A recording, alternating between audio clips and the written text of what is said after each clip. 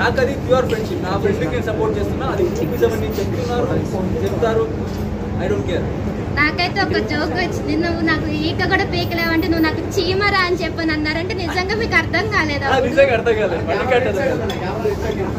మణికంఠతో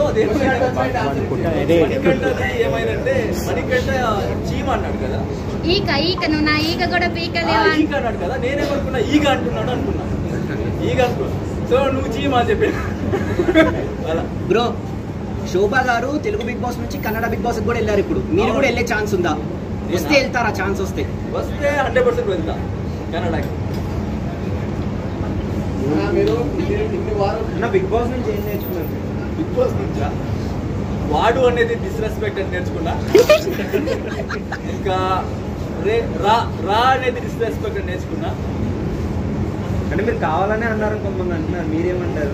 starting లో అయితే నేను కావాలని చెప్పలేదు. నాకు యాక్చువల్గా నాకు వాడు అనేది డిస్రెస్పెక్ట్ అని తెలీదు. వాడు అంటే నార్మల్ గా అవినాష్ బ్రోతో కూడా నేను గౌతమ్ తో కూడా వాడని మాట్లాడతాను నార్మల్ గా.